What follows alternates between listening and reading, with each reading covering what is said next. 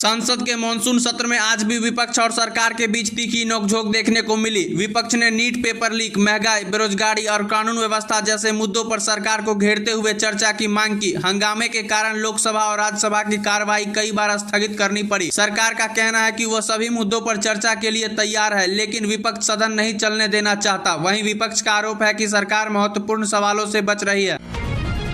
NEET paper leak का मुद्दा आज भी राजनीतिक गलियारों में छाया रहा। विपक्ष ने सरकार पर परीक्षा प्रणाली को सुरक्षित रखने में विफल रहने का आरोप लगाया। सरकार ने कहा कि जांच एजेंसियां तेजी से कार्रवाई कर रही है और दोषियों के खिलाफ कड़ी कार्रवाई होगी। इस मुद्दे पर कई छात्र संगठन भी अपनी मांगे को लेकर सक्रिय रहे। माना जा रहा है कि आने वाले दिनों में यह मुद्दा संसद और चुनावी राजनीति दोनों में प्रमुख बना रहेगा। भारतीय जनता पार्टी ने आज विपक्ष पर संसद की कार्यवाही बाधित करने का आरोप लगाया। भाजपा नेताओं का कहना है कि विपक्ष जनता के मुद्दों पर चर्चा करने के बजाय केवल राजनीतिक माहौल बनाने की कोशिश कर रहा है। पार्टी ने कहा कि सरकार विकास और जनहित के कार्यों को आगे बढ़ाने के लिए प्रतिबद्ध है और संसद को सुचारू रूप से चलाना सभी दलों की जिम्मेदारी है।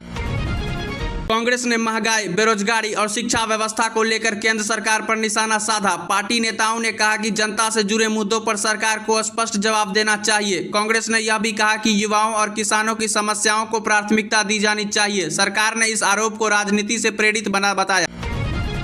बिहार की राजनीतिक बयानबाजी लगातार तेज होती जा रही है। सत्ता पक्ष और विपक्ष एक दूसरे पर आरोप प्रत्यारोप लगा रहे हैं। शिक्षा, रोजगार और विकास के मुद्दों को लेकर कई नेताओं ने सरकार और विपक्ष पर सवाल उठाए हैं। माना जा रहा है कि आने वाले समय में राज्य की राजनीति और गर्म हो सकती है।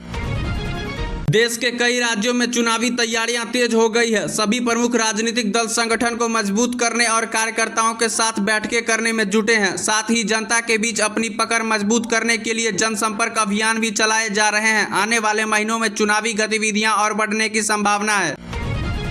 रोजगार, प्रतियोगी परीक्षाओं में पारदर्शिता और नई भर्तियों को लेकर आज भी राजनीतिक दलों के बीच बयानबाजी जारी रही। कई विपक्षी नेताओं ने सरकार से युवाओं के लिए अधिक रोजगार के अवसर और समय पर भर्ती प्रक्रिया पूरी करने की मांग की। वहीं सरकार का कहना है कि युवाओं के लिए नई योजनाएं और रोजगार के अवसर लगातार बढ़ाए जा रहे हैं। राजनीतिक विशेषज्ञों का मानना है कि आने वाले समय में युवाओं और रोजगार का मुद्दा देश की राजनीति का सबसे बड़ा चुनावी मुद्दा बन सकता है।